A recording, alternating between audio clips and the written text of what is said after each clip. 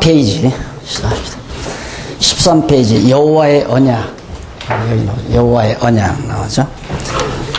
구약이 그런데 바로 그 언약 구약 성경 자체의 요약이 조금 굵은 글씨로 정리해 드렸죠. 구약 성경 앞에서는 성경은 하고 정리를 해 드렸고, 여기서는 구약 성경, 성경 중에 구약 성경은 하나님께서 언약대로 이루시는 여호와이심을 계시하시려고, 결국 하나님은 여호와시다, 그 여호와이심을 계시하시려고 택한 백성에게, 역시 여기도 대상은 택한 백성에게 메시아, 즉 그리스도죠, 택한 백성에게 그리스도 보내실 것을 언약하신 내용이 구약 성경이다. 우리가 아까 성경 얘기할 때 다 한 얘기입니다. 구약 성경은 작정은 반드시 하나님께서 언약대로 이루시는, 언약하시고 언약대로 이루시는 여호와이심을 계시하시려고 누구에게? 택한 백성에게 그리스도 보내실 것을 언약하신 그런 내용이다. 그래서 여호와 하나님의 언약 방법은, 그럼 어떤 방법으로 언약하셨는가? 하나님의 역사 섭리를 통해서 언약하죠. 그것이 창세기에서부터 에스더서까지가 언약 섭리를 통한 언약이에요.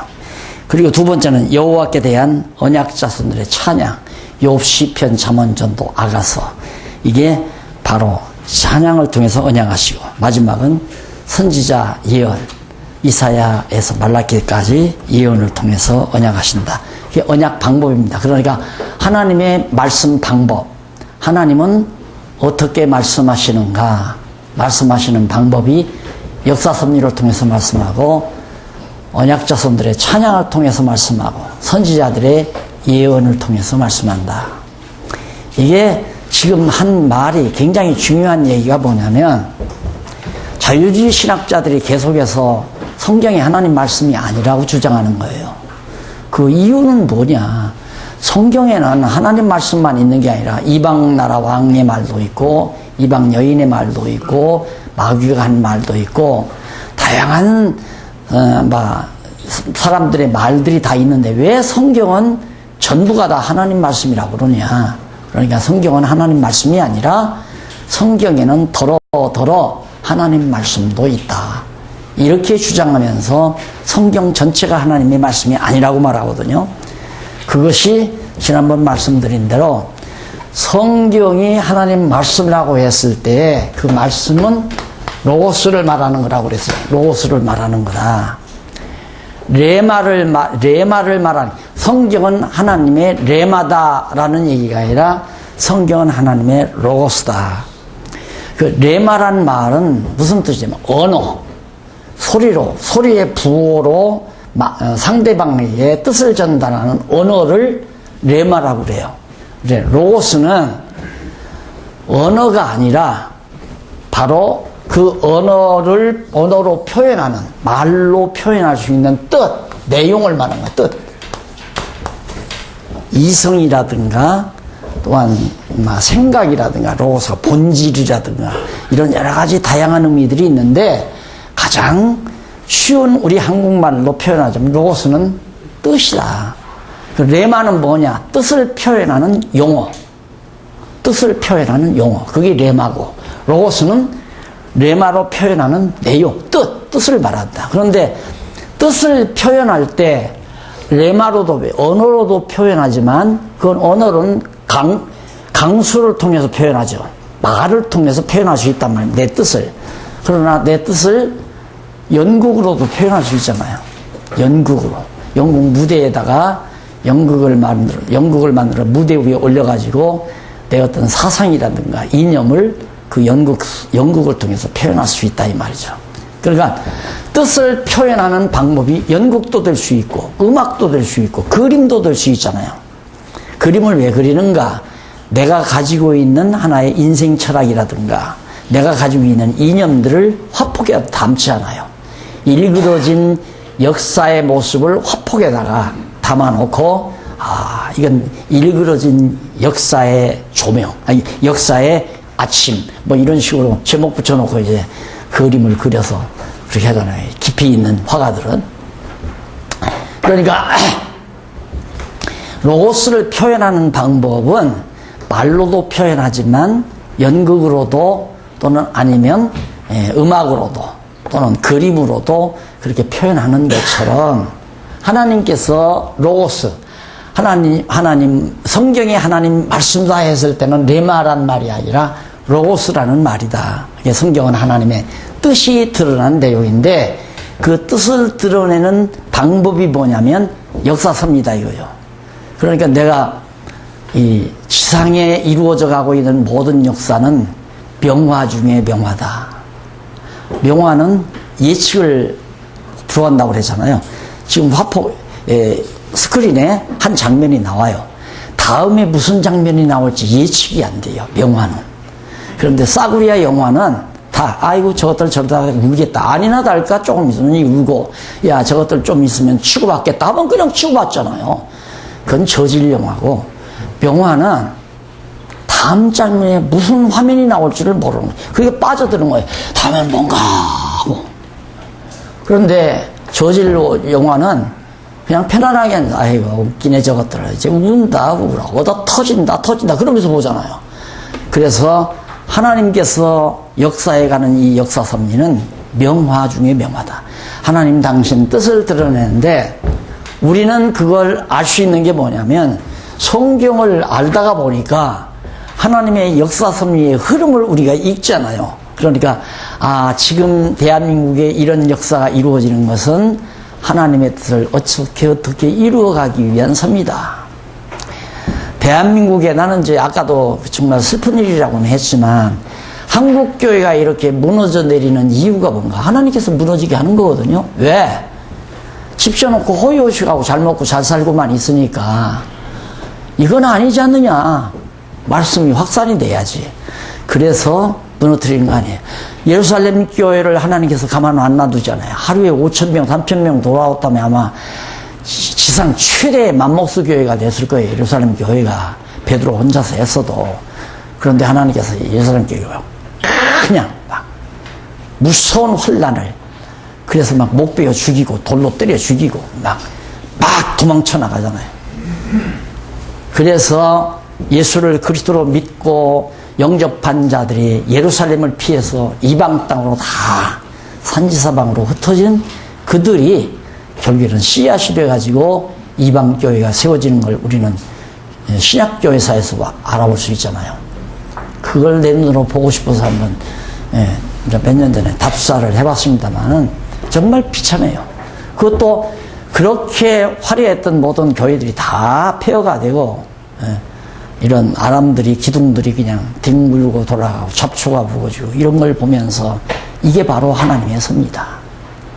그래짐으로 복음이 영국으로 카나다로 미국으로 해서 한국까지 온 거고 한국교회도 하나님께서 6.25 동란 이후에 피폐된 상태에서 잘 먹고 잘 살도록 하다 보니까 교회들이 그냥 우글우글 모여가지고 우리끼리 잘 먹고 잘 살자.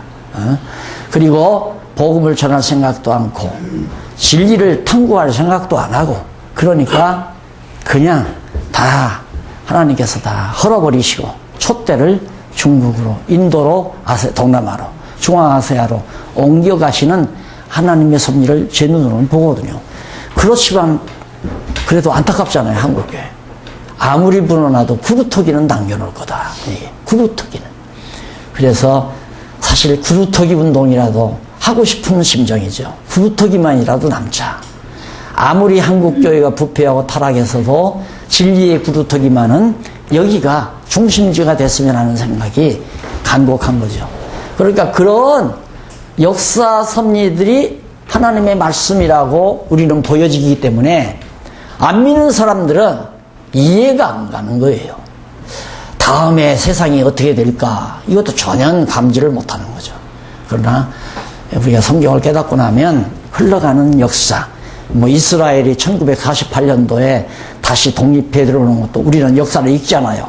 예수님께서 감람산에서 제자들과 함께 예언했던 말씀이 그대로 역사상에서 이루어지는구나. 그런 거 볼 때마다 하나님 살아계신 게 너무 분명하니까 죽으면 죽으리다 우리도 할 수 있는 거죠. 에스더가 왜 죽으면 죽으리다 했습니까? 이래도 죽고 저래도 죽게 생겼으니까 죽으면 죽습니다 한 거예요.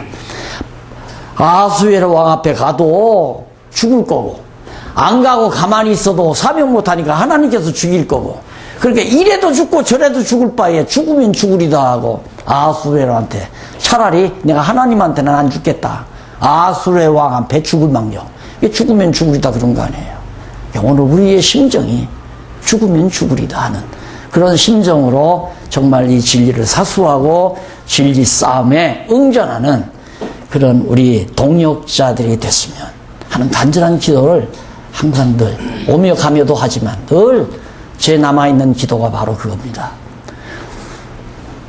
며칠 있다가 이제 어른 목사님 한번 찾아뵈러 가려고 그러거든요. 찾아뵈러 가려고 하는데 그러는 가니까 박 목사 왜요? 그러니까 외로워. 왜요? 아무리 신문에다가 옳은 말을 쓰고 바른 글을 써도 누가 한 사람 입고 와서 목사님 정말 감동받았습니다. 맞습니다 목사님. 제가 힘은 부족하지만 같이 하렵니다. 이런 사람이 하나도 없다는 거예요. 내가 찾아뵈니까 이제 고마워서 하시는 얘기죠. 그래서 목사님 그러지 마세요. 엘리야 그랬잖아요. 나만 홀로 남았었다고 엘리야가 탄할 때 하나님 뭐라고 그랬습니까?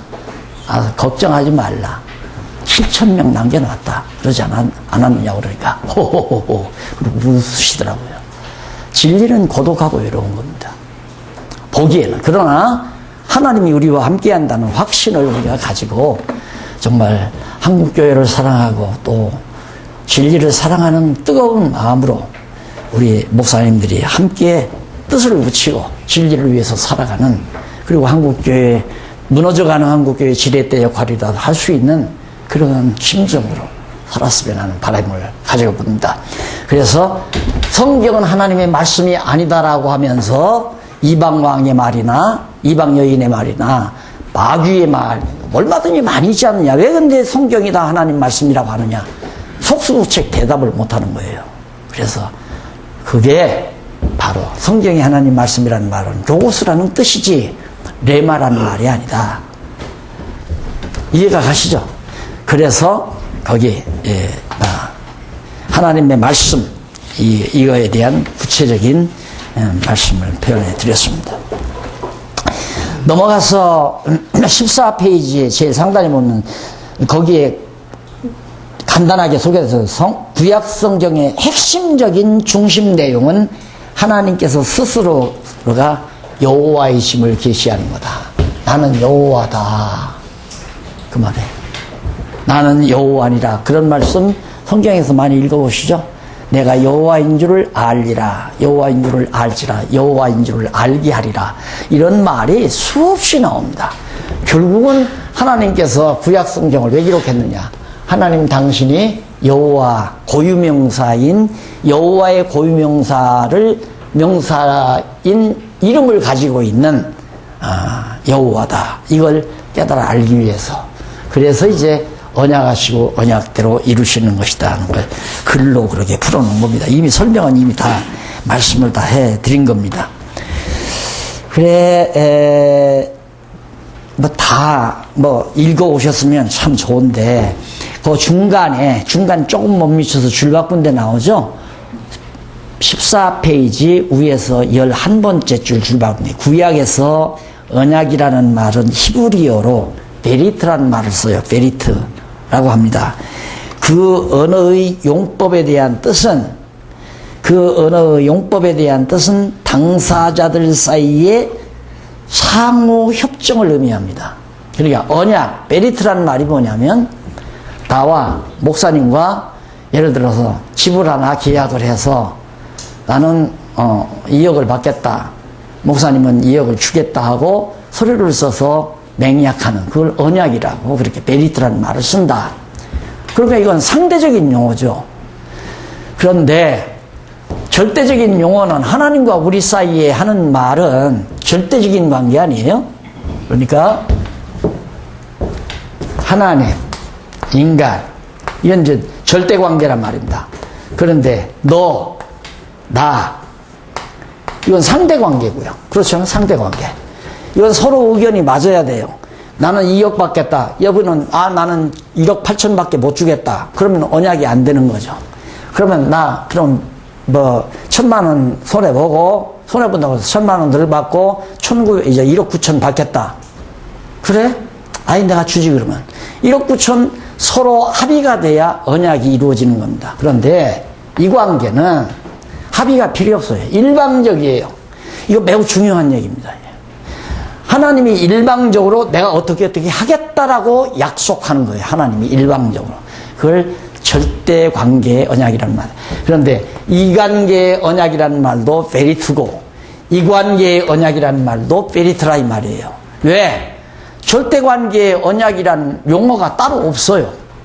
인간들끼리 사용하는 말을 계시용어로 사용한 거란 말입니다.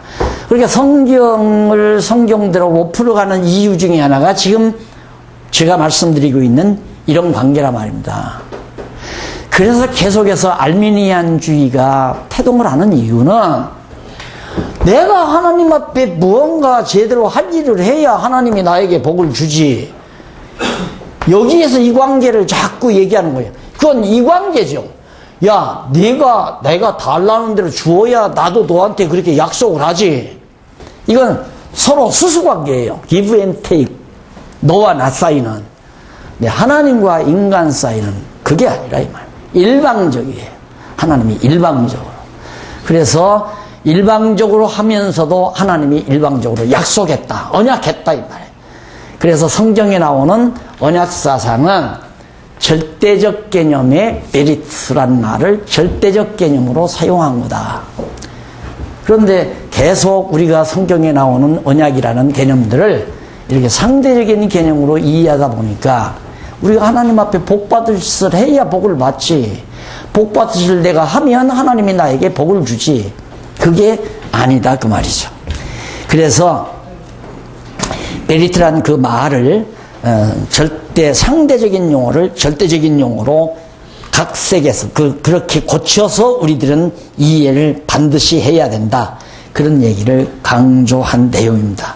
그래서 그 베리트라는 말이 베라카라는 말과 어두가 같잖아요. 베라카, 베리트. 그 베라카라는 말은 복이라는 말이거든요. 복. 그러니까 하나님께서 인간에게 복 주시기로, 복을 주기로 베리트했다. 언약했다. 그 말이에요. 복을 준다고. 그러니까 베라카는 베리트의 내용이고, 베리트는 베라카를 주는 방식이고, 아시죠? 그 언약이란 말은 복을 주는 방법이고, 복은 언약의 내용이고, 그래서 복과 언약은 밀접한 관계가 있다. 이제 앞으로 성경을 공부하다 보면 그런 문제가 아주 잘 나타나 있습니다. 그리고 거기서 15페이지 위에서 그냥 일반적으로는 이런 강의 안 하고 그냥 지나갑니다. 일반 성도들에게는 목사님들이니까 조금 이런데 신경을 제가 씁니다. 위에서 네 번째 줄 그러나 나오죠? 그러나 디아데케라는 말은 처리 또는 유언이라는 의미를 가진 것으로서 모두가 일방적인 성질을 가진 것이다.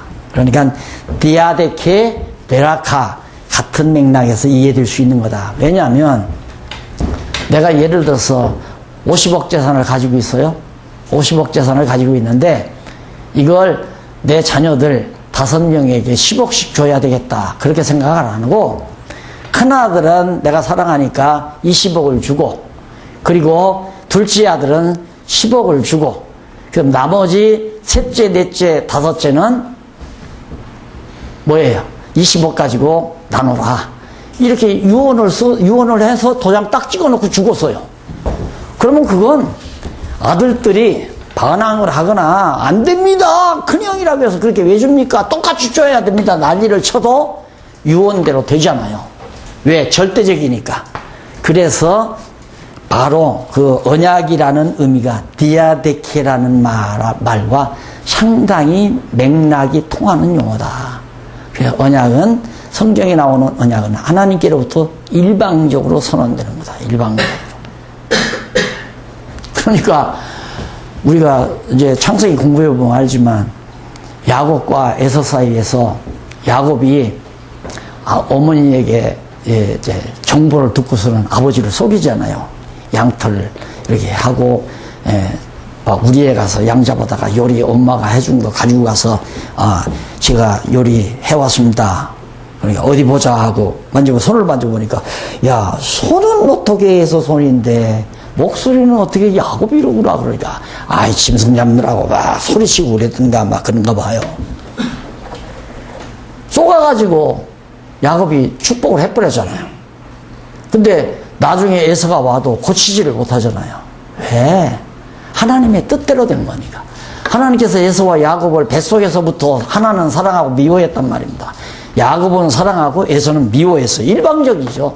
왜? 누구 마음대로? 내 마음대로, 내 뜻대로, 나 좋은 대로 했다 이거예요. 하나님은 당신의 좋으신 대로 하는 것이 선한 일이래요. 선하다는 게 뭡니까? 좋을 선자 아니에요. 좋을 선자. 그러니까 하나님 당신 좋은 대로 하는 게 선한 일이에요. 그러나 우리가 볼 때는 어떻게 야곱이나 에서나 똑같은 쌍둥이 되고 하나님은 왜 일방적으로 불공평하게 야곱만 사랑합니까? 우리 질문이 그거거든요. 불공평합니다. 로마서에 나오는 이론도 그거 아니에요. 불공평하다 이거예요. 내 마음대로 다 이거야 돼요. 내 것 가지고 내 마음대로 하는데 이거 무슨 상관이냐. 유언, 언약, 일방적이다 하는 거 꼭. 그러면 이제 성경 공부할 때 의의가 없을 거예요. 아마 목사님들 그동안 좀 공부하면서 약간 회의가 오는 것이 그럼 뭐 우리는 로봇들하는 얘기냐 이런 감정이 많이 드셨을 거예요. 로봇 치고는 정말 상로봇이죠. 하나님에 의하지 않고는 살 수도 없고 움직일 수도 없고 존재할 수도 없는 게 우리 인간이니까 우리가 그를 힘입어 살며 기동하며 움직인 존재한다고 그랬잖아요. 하나님 없이는 도저히 나라는 게 존재할 수도 없는 피동적인 존재인데 우리가 하나님의 고등한 로봇이죠. 그런데 우리는 끝까지 하나님은 너, 나는 나. 하나님과 나 사이에 내가 하나님 앞에 잘하면 하나님도 나에게 복을 줘야 되고 줘야 한다 이거죠. 내가 잘했으니까 주십시오 이거 아니에요. 그러니까 하나님을 늘 상대자로 놓고 우리들이 늘 대한다 이 말이에요. 그러다 보니까 하나님한테 원망도 나오고 하나님이 믿어지지 않고 아무리 잘해도 아무 반응이 없으니까. 아니 에서가 음식을 야곱보다 더 맛있게 아무리 잘해서 가져갔다 한들 이삭이 에서에게 복 필 수 있느냐 이거예요. 안 된다 이 말입니다.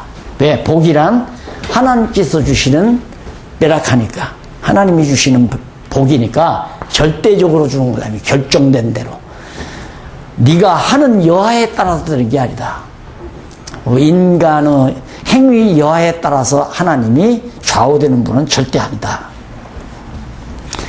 자, 그래 넘어가서 16페이지에 보면 제일 큰 제목 제1편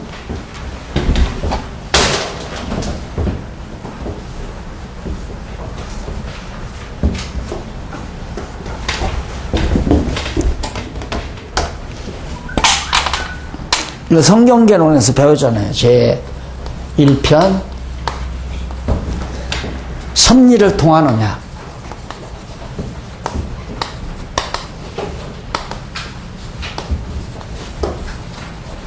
이것이 구약이란 말이죠. 구약. 창세기에서부터 에스더까지.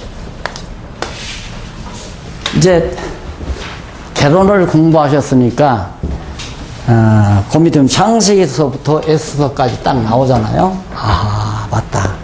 역사 섭리를 통하여 하나님께서 언약 자손들에게 언약한 내용이 바로 역사 섭리를 통하여가 아니라 창세기에서부터 에스더까지는 역사 섭리를 통하여 메시아 보낼 걸 언약하는 내용이다. 이 제목을 그렇게 의중에 풀으셔야 돼요. 그냥 섭리를 통한 언약, 이건 제목으로 간략하게 해놨기 때문에 여호와 하나님께서 로고스에 근거해서 로고스 뜻대로 작정하신 뜻에 따라서 그 말이죠. 작정하신 로고스에 따라서 뜻에 따라서 언약하신 내용이다. 뭘? 메시아 예수 그리스도를 보내실 것을 언약하신 내용이다. 그것이 뭘 통하여? 역사 섭리를 통하여. 역사 섭리를 통하여. 그게 역사 섭리 찬양, 그 다음 예언 나오죠? 예언. 선지자들의 예언, 그 다음 언약자손들의 찬양. 그러니까 언약하시는 언약의 방법, 그러니까 말씀하시는 로고스를 드러내시는 방법이 뭐냐면 역사섭리, 언약자손들의 찬양, 선지자들의 예언. 이런 방법을 통해서 로고스를 드러내는데 그 로고스가 뭐냐? 뜻이 뭐냐? 메시아 보낼 것이 뜻이었다. 메시아 보낸다는 언약을 섭리를 통해서 찬양을 예언을 통해서 하는데 그 가운데 하나가 이제 섭리를 통한 언약 창세기에서부터 에서까지 여기 2편, 3편 그렇게 될 거 아니에요. 그래서 앞으로 공부하실 때 1편 나오면 2편, 3편을 한 번 더 개론을 떠들어 보시면 쉽게 나오잖아요. 강론을 떠들면 몇 권 떠들어야 나오지만 개론은 한두 장 떠들면 나올 수 있다 이 말이에요.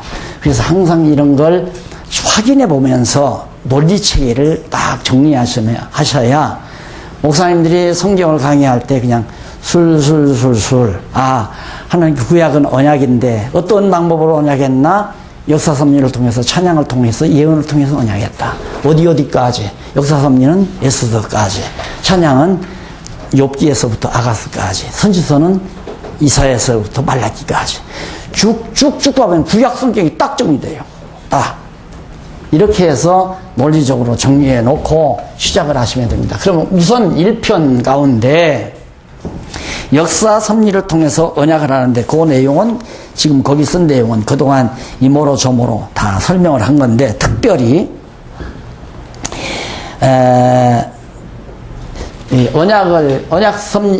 여기서 언약을 하실 때 제일 먼저 여기 에스더까지 아니 에스더 여기 창세기 그러면 인류의 아담에게 언약하시고 그 다음 노아가 그 중간에 껴있죠. 노아에게 언약하시고 그 다음 아브라함에게 언약했단 말입니다. 아브라함, 이삭, 야곱. 선비는 열조죠. 그러니까 이것은 인류 시조에게 언약을 하는 내용이 창세기부터 창세기 12장까지, 11장까지. 왜 아브라함 사건이 12장이 나오니까. 1장부터 11장까지는 아담과 노아에게 언약한 내용이기 때문에 이건 제1시조, 인류의 제1시조, 노아는 인류의 제2시조 아니에요. 다 망하고 노아의 가정을 남겨놨으니까 여기는 처음 만든 아담이기 때문에 인류의 첫 번째 시조가 아담이고 그 다음 두 번째 제2시조가 노아란 말입니다. 그래서 인류의 시조에게 언약한 내용 그건 여기는 이스라엘 열조에게 언약한 내용이 이제 에스더스까지 열조에게 언약한 내용이 어디까지냐면 36장 창세기 36장까지 나오고 이제 그게 이제 이 강론집에 다 나와요. 그 이후에는 이제 하나하나 아브라함과 이삭과 야곱에게 언약한 대로 자손 주고 땅 주고 통치해 주고 이런 내용들로 자손 땅 통치 이게 이제 에스더까지 딱 나오는 거 아니에요. 너무 분명하죠. 그러니까 목사님들이 기왕 이제 공부 시작하셨으니까 어느 목사님 아까 이 목사님은 나이가 많아가지고 자꾸 잊어버린다. 근데 어쩔 수 없어요. 앞으로 이제 100세 시대를 사신다는데 하나님이 안 불러가시면 나처럼 80이 돼도 해야 되고 90이 돼도 해야 되잖아요. 이건 한번 딱 하면 딱 입력이 되게 돼 있어요. 목사님들은 대충 다 알기 때문에. 그래서 우선 한 단원씩 이렇게 이번 달에 내가 저거 어느 정도 달달달달 정리를 해야 되겠다. 그 다음 달에는 그 다음 찬양을 통한 언약을 내가 정리하겠다. 그 다음 달에는 예언을 통한 언약을 내가 정리하겠다. 그렇게 해서 쭉쭉쭉 정리하다 보면 성경 66권이 머릿속에 훤하게 깨끗이 정리됩니다. 그러면 정리된 다음에는 갑자기 어디를 갔는데 목사님 말씀 좀 주십시오. 하죠. 딱 상황 보니까 이 양반들이 세상 사는 일에 근심 걱정이 많구나. 이런 분들에게는 자 요셉의 사적에 대해서 성경 강의를 해주면 딱 알맞겠구나 해서 요셉의 사적 딱 그런 다음에 딱딱딱딱 설명하면서 해놓으면 목사님 은혜 많이 받았습니다 이렇게 될 거 아니에요. 이제 마음이 평안해져요. 정말 믿음이 생깁니다. 이렇게 나오는 거죠. 네. 일단 나는 늘 그런 얘기를 해요. 신학생들에게 특히 평생 강의를 해도 하고도 남는 준비가 다 된 다음부터 목회 시작해라. 왜? 중간에 고치기란 참 힘들잖아요. 목사님 작년에는 그렇게 말씀 안 하지 않아서 이러면 입장 곤란하다 말입니다. 그러니까 평생 준비해놓고 해야 하는데 이 얘기를 목사님들에게 드리기는 좀 죄송스럽지만 어쩔 수 없어요. 어쩔 수가 없는데 그걸 이제 우리가 정리하는 방법은 누가 자꾸 그걸 알려달래요. 어떻게 하면 좋으냐고. 그래서 실수한 목사님들이 계시지만은 우선 교회에서 가장 중진들, 장로님들이나 권사님들 이런 분들을 따로 바이블 스터디 하자 해놓고 내가 지금까지 지는 애기들에게 젖을 먹였습니다. 그런데 이렇게만 애기들에게 젖만 먹여서는 교회가 자라나지 않습니까? 자라나기가 힘들지 않습니까? 좀 딱딱하지만 좀 기름진 양식을 먹여야 되겠는데 우선 앞장서신 장로님들, 권사님들이 잡수셨으면 좋겠습니다. 그래서 그때 이제 이런 얘기를 쭉 목사님들이 그분들에게 먼저 이렇게 해서 성공하신 분이 대구에 얼마 전에 왔더라고요. 장로님이 그 교회 장로님이 변호사라든가 뭐라는데 완전히 그냥 자기보다 더 좋아한대요. 그러니까 모든 성도들이 그냥 함께 어우러져서 지금 잘 된다고 그러더라고요. 그런데 그러지 않고 그냥 이게 들은 대로 가서 그냥 막 교인들 다 놓고 얘기해버리면 목사님 이상하네 뭐 공부한다고 무슨 이단 접했나 이래버리고 만다 얘기해요. 예, 그렇게 되면 목사님이 힘들어지니까 하여튼 목사님들이 이렇게 어느 정도 구약만이라도 다 체계가 잡혀서 어느 정도 확신이 왔을 때 우선 제일 앞장서신 그 장로님들, 권사님들 바이블 스터디 그룹 만들어서 뭐 금요일 날 모이든가 목요일 날 모이든가 한두 시간씩 내가 여러분들에게 지금 강의하는 대로 어려운 신학적인 문제는 다룰 거 없이 그냥 평이한 내용 중심으로 이끌어 가시면 성도들이 말씀으로 무장을 하게 됩니다. 우리 여기 올라와서 뭐 신천지 뭐 물러가라 아니 뭐 용납 안 한다 뭐 이러니 그것도 이제 그런 것도 필요 없어요. 유혹 당할 사람이 없어요. 말씀으로 딱 무장되면 내가 목회하던 교회도 한 100사람이 왔더라고요. 그래가지고 얼마나 나한테 뭐 잘하는지 나는 의심하고 있었죠. 저게 이상하다 노는 게 아주 막 깨끗이 옷을 입고 그러고 와서 하다가 한 번은 그래 목사님 어느 분이 목사님 말씀을 했더니만 꼭 만나보자고 그래요. 그래 누군데요? 그러니까 저 박근혜 대통령님하고 법원 못 된대요. 어떻게 먹구나 그래. 그래요? 그럼 오시라고 그러죠. 그래. 그분은 신분이 드러나면 안 된다는 거예요. 그럼 나는 그래서 내가 바빠서 못 가겠는데 거절했더니만 그때 따라가서 나도 얻어 걸리는 거예요. 네. 목사님에게 참 하시는 일에 큰 도움을 줄 겁니다. 그분 만나면.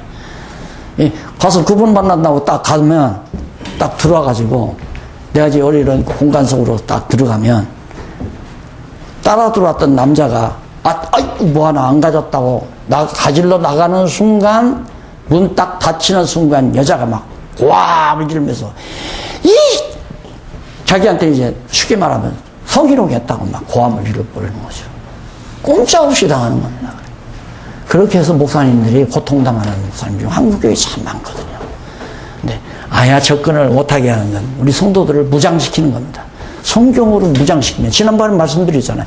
14만 4천이라는 것이 유대인들의 순교환자들의 숫자고 그 나머지 흰옷 입은 무리가 수없이 많이 있는데 우리가 다 흰옷 입은 무리 속에 들어가는데 말도 안 되는 얘기 가지고 성도들이 다 휘청휘청 넘어가 버리잖아요. 그건 우리가 안 가르쳤으니까 넘어가는 거죠. 가르쳤으면 웃기는 소리 하지 말라고. 그 유대인들의 순교 숫자야 그게. 우리 유대인이야? 우리는 이방인의 흰옷 입은 무리야. 잔소리 마. 나가. 이렇게 이제 방어하는 것도 간단한 거예요. 그런데 우리가 못 가르쳐서 방어를 못하고 그냥 당하는 경우가 많죠. 그래서 이런 것도 그럽니다. 이제 언약이라는 것도 자꾸 상대적 개념으로 얘기를 하니까 알미니안주의가 그래서 힘을 쓰는 거예요. 내가 어떻게 해야, 쉽게 말하면 물이다 이거예요. 물속에 지금 가슴까지 들어갔는데 위에서 이렇게 줄을 내려줬다 이거죠. 구원의 줄을 내려줬으니까 손을 잡고 이걸 꼭 잡고 붙들리면 건져주지만 안 잡으면 어떻게 너를 살려주냐. 그러니까 구원의 줄을 내려주는 건 하나님이 하시지만 잡고 안 잡는 건 네가 해야 한다 이거예요. 열심으로 네가 잡느냐 안 잡느냐에 따라서 산다 못 산다 이거예요. 그런데 우리는 죽을 수밖에 없는 게 아니에요. 이거 물속에 이렇게 빠졌으니까 이거 내버려두면 죽을 수밖에 없는 거 아니에요? 근데 성경에 죽을 수밖에 없다는 말이 아니라 이미 죄와 허물로 죽어버렸다 이거예요. 물속에 푹 빠져서 이미 다 새우밥되게 생겼다 이거예요. 우리가 이걸 예수님이 이 땅에 오셔서 죽은 우리를 살려가지고 구원해 준다는 거 이 성경의 이론인데 알미니안주의자들이 지금 지상에 얼마나 많아요. 얼마나. 성결교, 감리교 이게 전부 알미니안주의자들 아닙니까? 근데 이것을 우리 장로교가 대항을 못하고 이걸 정리를 못해주니까 아까 말한 대로 신인 합력설, 하나님과 인간이 합력해서 이루어간다. 하나님이 힘 모자라서 인간의 힘을 합력시키는가? 아니에요. 인간이 아무 필요 없어요. 하나님 하시는 일에 전능자죠. 하나님 전능자 아니에요. 온전히 능력이 있다 이거예요. 온전히 능력, 전능자. 그런데 하나님을 반능자 아니면 미능자, 아직 다 이루지 못한 미비한 능력이다. 여기는 반절밖에 능력이 없는 분이다. 반절은 내가 못해야 된다. 이게 신학적으로 지금 정리해야 할 게 너무너무 지금 많다는 거. 특별히 우리 목사님들 신학 공부하면서 많이 정말 의문도 가지고 정리도 안 되는 참 그런 부분들이 많았죠. 근데 깔끔하게 다 정리가 됩니다. 자, 그래서 섭리를 통한 언약 내용이 지금 설명한 그런 내용들이고요. 그 다음에 제1장, 이게 제1편이니까 제1장이 나올 거 아닙니까? 1장, 하나님의 언약 섭리. 하나님의 언약 섭리. 이게 창세기에서부터 창세기 1장부터 36장까지 1장에서부터 36장까지 이 하나님의 언약 섭리. 그게 섭리를 통해서 언약을 하는데 하나님의 구체적으로 이렇게 해주겠다고 복을 주겠다고 언약하는 섭리가 1장부터 36장까지 나온다 이거예요. 그러니까 그 언약 내용이 아까 말했지만 아담에게 언약하시고 이스라엘 열조에게 언약하는 내용 여기까지 이게 바로 하나님의 언약 섭리 내용이다. 이게 구약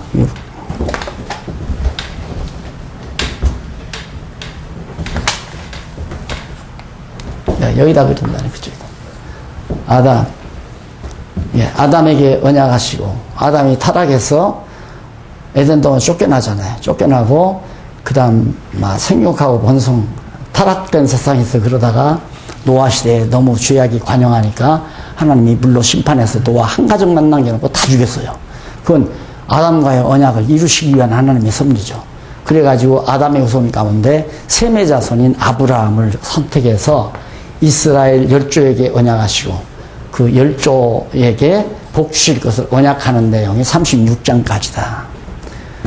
그러면 창세기부터 36장까지는 다 외우셨잖아요. 창세기는 아담 타락하고 그리고 그 자손이 다 부패하니까 노아 시대에 노아 가족 하나 남겨놓고 다 불로 심판했다.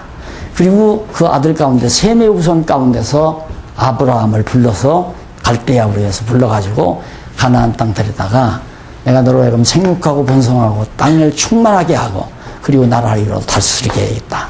3대 언약을 아브라함에게 하죠.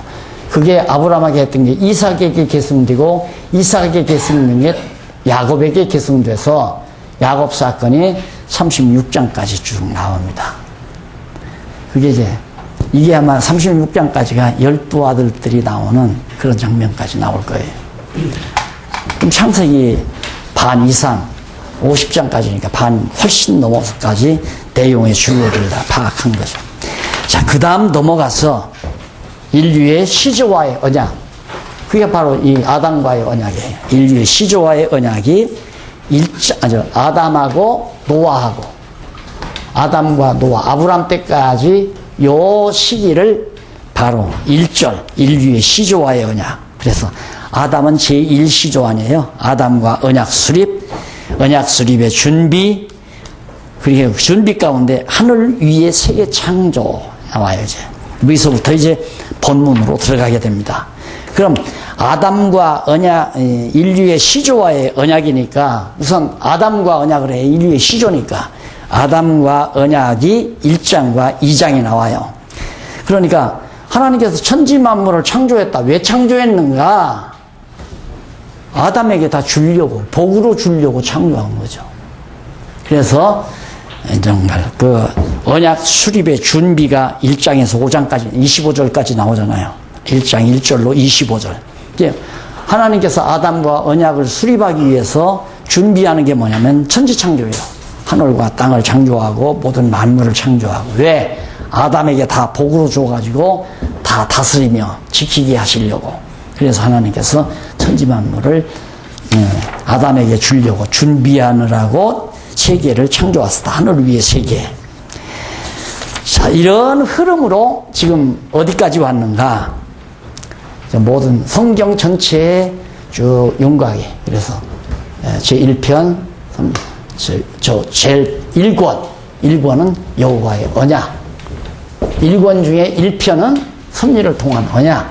1장은 하나님의 언약. 그리고 하나님의 언약 가운데 이제 인류의 시조와의 언약. 그 1절 안에 제1절. 이렇게 논리적으로 됐단 말이다. 제1권, 1권, 이게 이제 여호와의 언약. 여호와의 언약인데 이게 이제 구약 아니에요. 구약.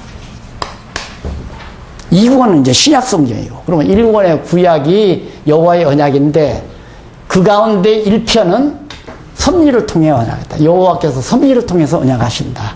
그 섭리를 통한 언약 가운데 1장은 하나님의 언약서입니다. 그 언약서입니가 창세기부터 1장부터 36장까지가 언약서입니다. 그래서 1절은 인류의 시조. 시조와의 언약. 이게 이제 1장에서부터 11장까지죠. 그 다음, 이제 열조와의 언약.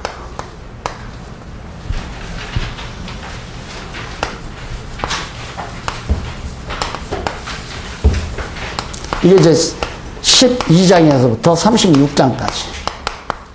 자, 그러면 내가 왜 이걸 이렇게 쓰느냐면, 열조. 그럼 제2절. 이 논리전개가 이렇게 되잖아요. 논리전개. 이게 목사님들이 글을 쓸 때, 또 강의를 할 때나, 항상 이 논리를 잡아서 정리를 많이 하시잖아요.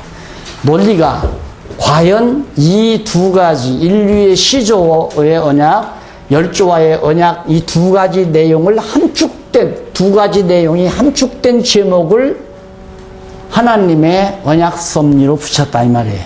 하나님의 언약 섭리 가운데 이 두 개가 다 들어가잖아요. 내용상으로 볼 때. 그 다음 하나님의 언약 섭리가 1편 안에 들어가는 거예요. 섭리를 통한 언약이다. 하나님이 언약 섭리라는데 역사 섭리를 통해서 언약한다. 역사 섭리를 통해서 뭘 언약하는가? 여호와께서 메시아 보낼 걸 언약한다. 이렇게 단계별로 이것이 이제 보통 10단계예요. 10단계. 그러면 보통 우리 철학에서 3단론법이라고 그러죠. 3단론법. 그래, 이래서 이렇고 이렇다. 이래서 이렇고 이렇다. 이 3단론법 아니에요? 그런데 성경은 10단론법이라고 생각해 보십시오. 얼마나 견고하고 확고한 논법인가. 대단한 겁니다. 이런 건 있을 수가 없는 거예요. 우리 저하고 같이 연구하는 연구원 한 분이 계시는데 철학을 하셨어요. 철학을 하셨는데 철학 중에도 논리의 대가입니다.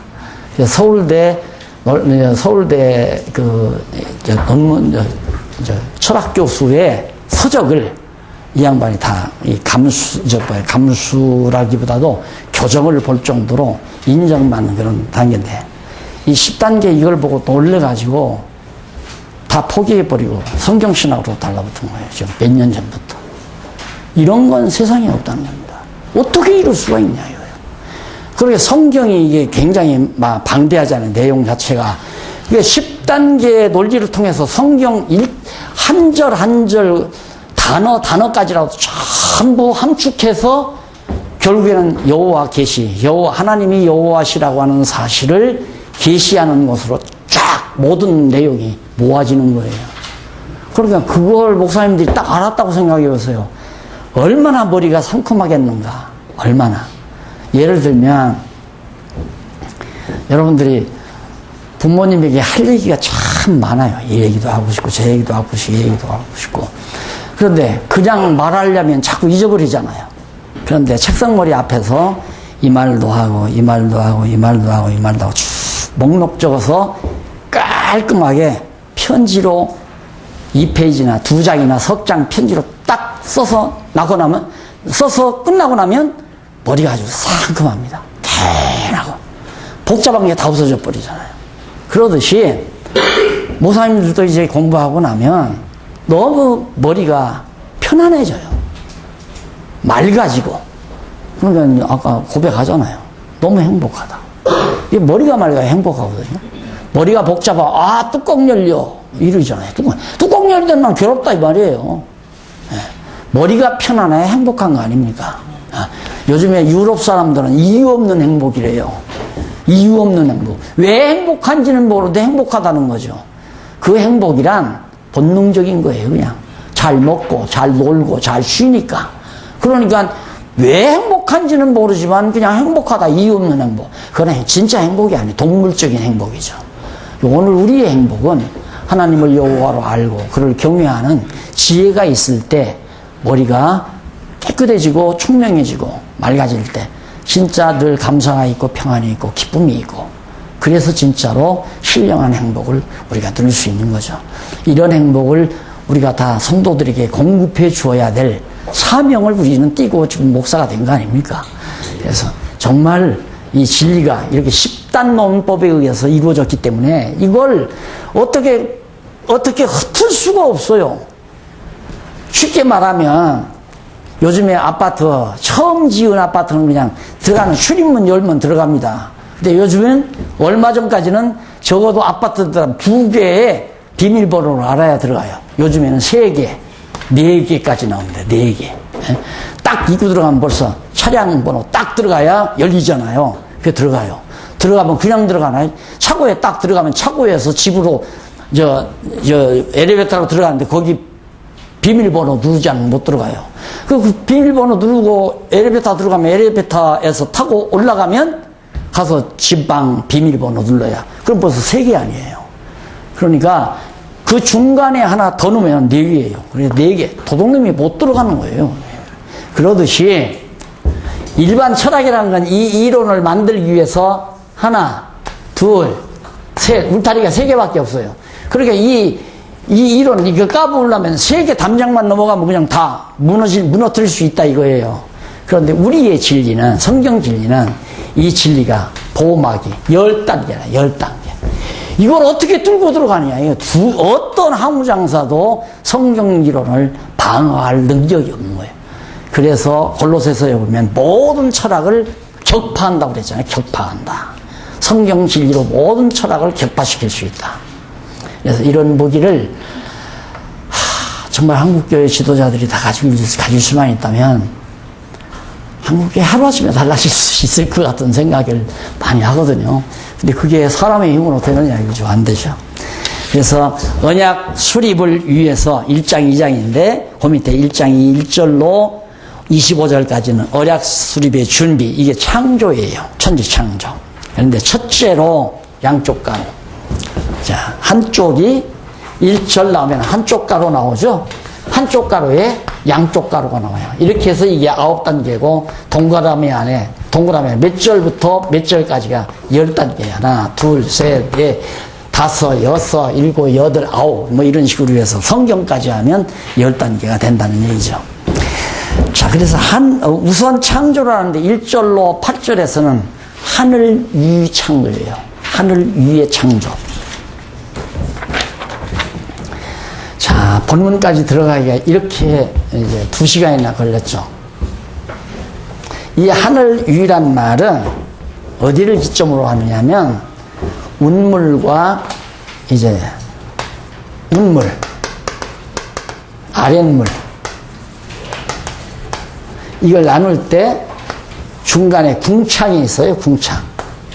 이걸 하늘이라고 그랬어요. 하늘. 궁창을 하늘이라 했다. 중간에 궁창을 놔두고 운물과 아랫물로 이게 평면도로 이렇게 그린 거거든요. 그런데 엄밀히 따지면 입체적으로 생각을 하세요. 목사님들. 입체적으로. 자, 그러면 이게 지구예요. 지구는 아랫물에서 나왔잖아요. 아랫물에서 지구, 육지와 바다가 나왔는데 지구 위에 궁창이 이만큼 궁창이라 하십시다. 그러면 위에 하늘은 어딘가? 이게 궁창이 여기가 이제 하늘인데 운물은 어딘가? 이 위에가 운물이죠. 이 위에가. 예, 입체적으로. 그러니까 운물 밑에 궁창이 있고 궁창 밑에 바로 이 우주가 존재하는 거죠. 태양, 이 하늘 태양계가 있는 그 존재. 거기에 이제 지구가 하나 태양계 가운데 작은 지구가 존재하는 거고. 그래서 요 부분부터 이제 잠깐 쉬었다가 세 번째 시간 성경 본문 들어가 창조 기사에 대해서 공부하고 오전 시간은 그걸로 마치도록 합니다. 쉬었다 하십시다.